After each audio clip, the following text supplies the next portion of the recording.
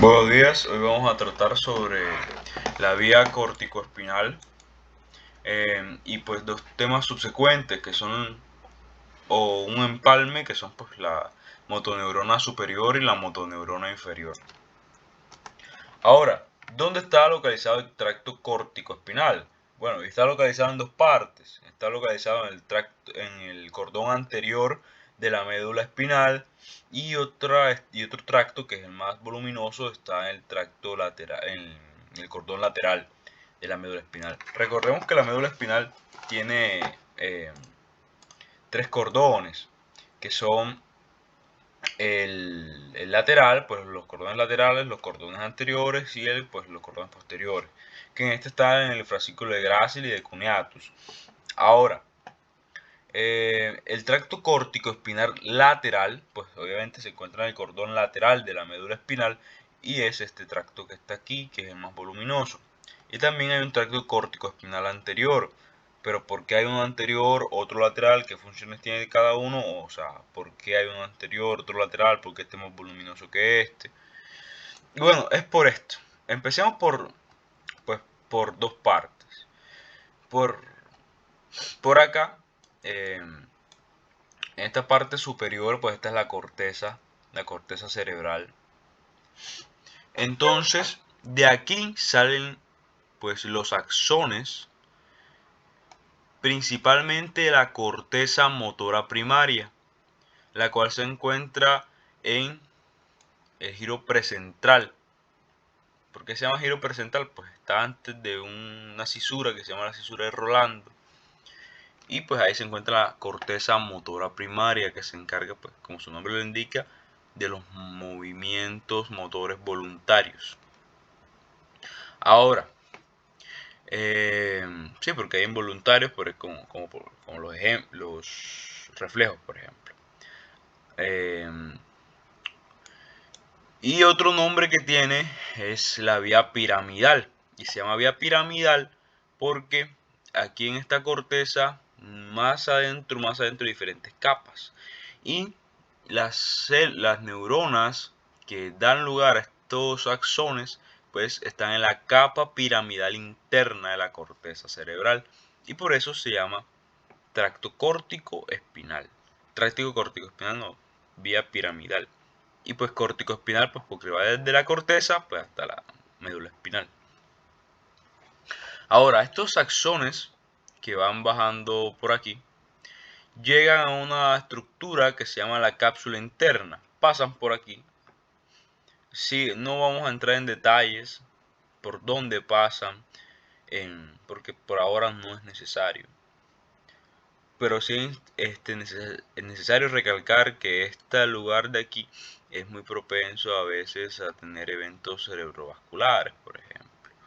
Y pues ahí se ve afectada pues la vía córtico-espinal. Pues sigue bajando por los pedúnculos de aquí del mesencéfalo.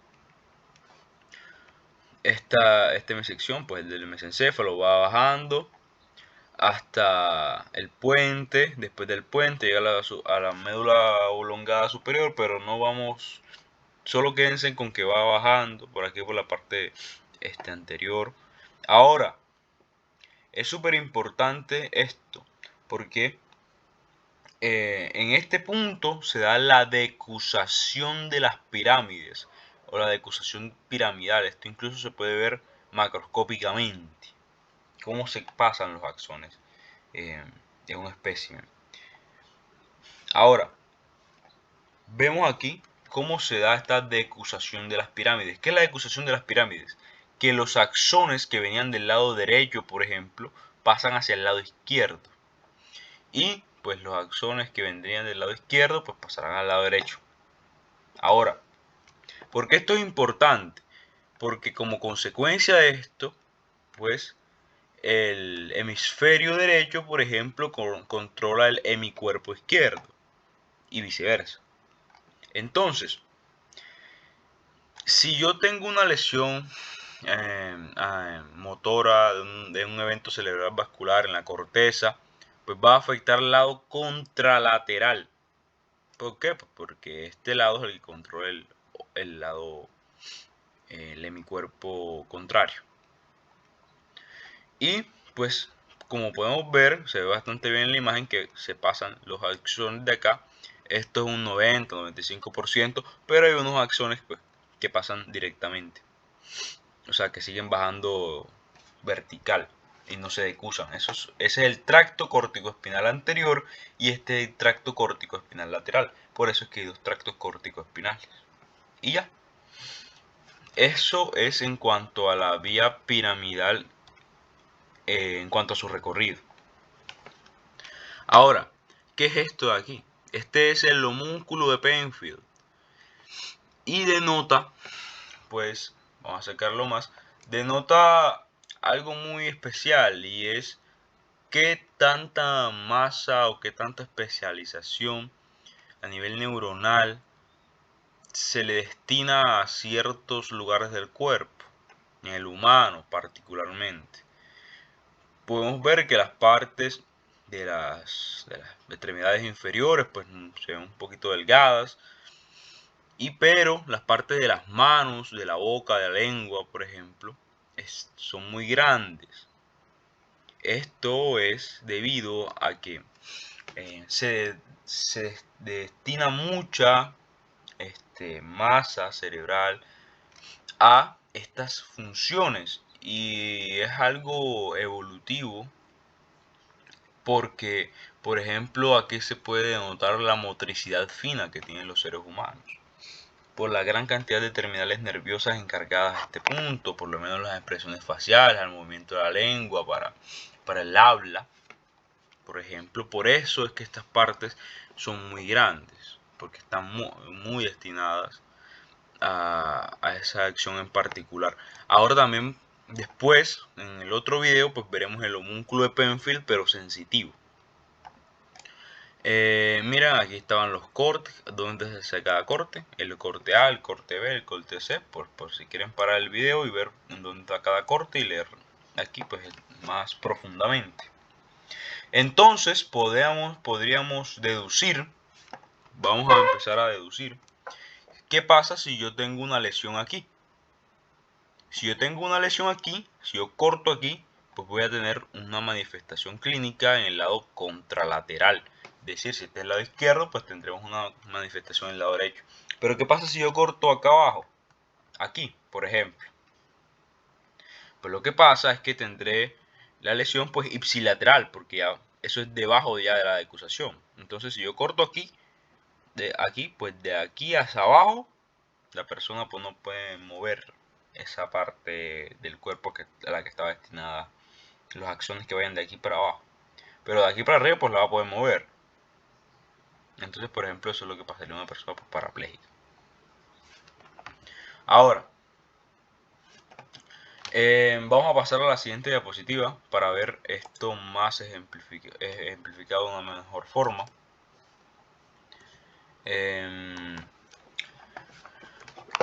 Y pues como lo dijimos, hay una motoneurona superior, que es esta que está acá arriba, y otra motoneurona inferior, que es la que está acá abajo. Ahora, vamos a denotar lo siguiente. Esta, bueno, bien, no va siendo aquí, sino un poquito más adelante, pero bueno, esto es esquemático. Vamos bajando desde acá, pues va haciendo todo el recorrido que vemos con detalle anteriormente. Él va a llegar aquí a la médula espinal. Esto es como un acercamiento hasta acá. Vemos los dos cordones que son el verde y el azul. Entonces, los axones, ese axón es larguísimo, sí, es larguísimo, va bajando desde la corteza primaria hasta la médula. Ese axón es muy largo, puede medir metros. Y hace sinapsis en el asta anterior de la médula espinal. Esto pues son los cuerpos neuronales, por eso es la sustancia gris, esta es la sustancia blanca que son axones. Por eso que acá están los tractos que son axones. Entonces ellos hacen sinapsia aquí Y en este punto, o sea, es importante notar también, por si no lo sabían, que pues el asta anterior de la médula espinal es eminentemente motora. La asta posterior pues es sensitiva, y aquí hay un asta lateral que es en cuanto al sistema nervioso autónomo, que se ve en ciertas hemisecciones de la médula. Eso lo veremos más adelante. Entonces, este axón, la información desde acá va bajando, baja hasta hacer sinapsis aquí. Y entonces aquí hay la sinapsis entre la motoneurona, entre el axón de la motoneurona superior y pues el soma de la motoneurona inferior. Y desde ahí pues se manda la señal hasta el músculo. Entonces, aquí podemos ver pues una imagen más esquemática. La motoneurona superior, aquí está la sinapsis con la motoneurona inferior. Entonces, ¿qué pasa si yo tengo? Aquí está la decusación. Este es ya el tracto como tal. Ahora, si yo tengo yo corto aquí, por ejemplo, pues tendré una manifestación contralateral. Pero si yo corto aquí, por ejemplo, pues tendré una manifestación ipsilateral. Y esta es la motoneurona superior y la inferior. Ahora, que es importantísimo. Normalmente los centros superiores, evolutivamente hablando del sistema nervioso, pues tienden a controlar los centros inferiores. Evidentemente está muchísimo más desarrollado, es mucho más compleja la corteza cerebral que la médula espinal. Entonces, lo que hace la corteza es controlar los impulsos, controlar todo de la médula espinal. Bueno, no todo, porque hay reflejos que no se controlan, pero se controla mucho de las acciones que tiene que controlar la médula espinal, que tiene que accionar pues, la médula espinal. Los centros superiores regulan y controlan los centros inferiores. Entonces la motoneurona superior va a controlar de cierta forma la motoneurona inferior. Y esto es mediante una vía ya de los axones como tal. Porque este tracto hace relevos. Puede hacer relevos en ciertos lugares que van a depurar la información. Pero eso lo veremos más adelante. Cómo se va depurando esta información a medida que se va bajando hasta que llega hasta acá. Entonces, pues hay dos tipos de lesiones. Una lesión de motoneurona superior y una lesión de motoneurona inferior.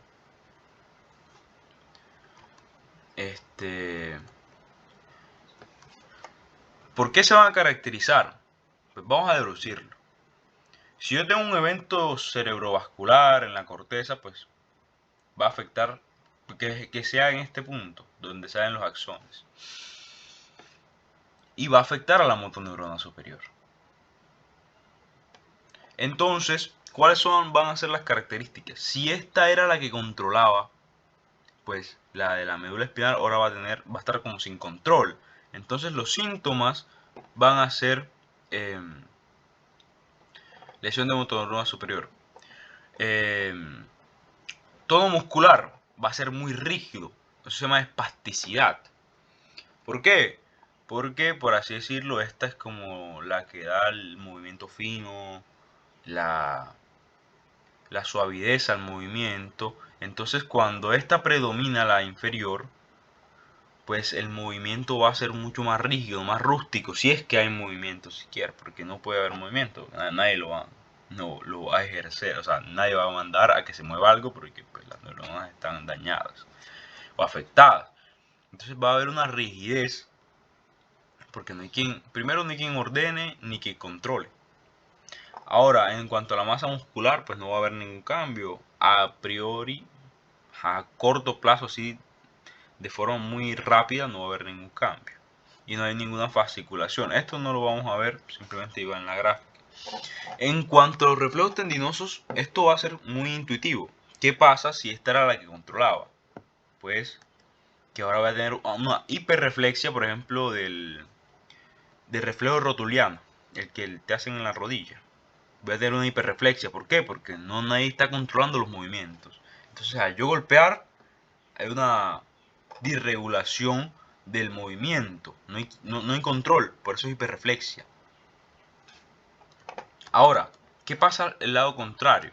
¿Qué pasa si la que hacía el movimiento como tal, la que estaba encargada de darle, o sea, la fuerza al movimiento como tal, pues está dañada? Pero lo que va a pasar es que va a haber una hipotonía, porque va a predominar el control sobre el movimiento. Entonces el movimiento ni siquiera, si hay, va a ser muy flácido, o sea, no, el movimiento va a ser muy débil. Por eso esa persona va a estar hipotónica, no va a tener tono.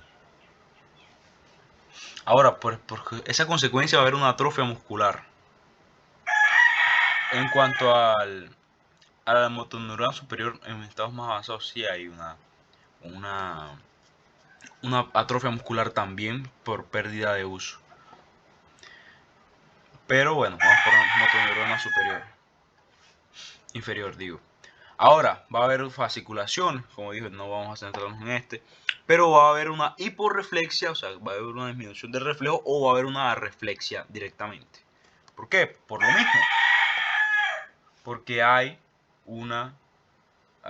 mucho control, no hay quien haga el movimiento como tal, entonces va a haber una arreflexia. Ahora, es súper importante de no hacer ejercicios. Bueno, paran el video y pues para que vayan interiorizando. Paran el video, lo responden y yo sigo. Ahí está la pregunta. La pregunta pues la saqué de un banco de preguntas de Lecturio. Ahora, un paciente de 25 años de edad es traído al departamento de emergencias porque tiene una lesión, no, tiene debilidad del lado izquierdo del cuerpo, que empezó de forma rápida, de una forma repentina, hace 2 horas. Es un evento agudo. Tiene una historia de hipertensión, a veces no toma su medicamento. Aparte es un tomador agudo. Y pues tiene 40 cigarrillos por día. Bueno, eso va a predisponer mucho a eventos cerebrales vasculares, sobre todo por las altas tensiones arteriales. Aquí hay cosas irrelevantes. Ahora, en la examinación neurológica hay una hemiparesia del lado izquierdo del cuerpo. No tiene manifestaciones a nivel sensitivo, ni siquiera cognitivo, ni del tallo encefálico como tal. Esto es importante decir que no sea sensorial para descartar, por ejemplo, una hemisección de la médula espinal, pero no tenía, no se puede sospechar tampoco. Ahora, es una tomografía de contraste. Ahora, muestra una lesión del lado derecho del hemisferio cerebral. Y pues ya sospechamos qué es lo que va a haber. O sea, una lesión de motoneurona superior. Porque, o sea, es lo más clásico. Tiene el lado derecho afectado. Entonces tiene afectado a nivel motor el lado izquierdo del cuerpo. Entonces, esa no es la pregunta. La pregunta es, ¿qué otra cosa puedo encontrar con mayor probabilidad en el examen físico? Parálisis flácida. A ver, es motoneurona superior. ¿Qué pasa si esta falla? Pues que va a descontrolarse la cosa, va a haber hiperreflexia, va a haber, no va a haber un control, va a estar espástico la persona. Debe ser todo lo contrario, no va a ser flácida, sino que va a ser espástica la parálisis. Pérdida de los reflejos, al contrario, va a haber una hiperreflexia. Fasciculaciones, ya lo dijimos y pues no tienen nada que ver tampoco. Y una atrofia muscular, pues como tal no va a haber una atrofia muscular. Va a haber un signo positivo de Babinski. Eso es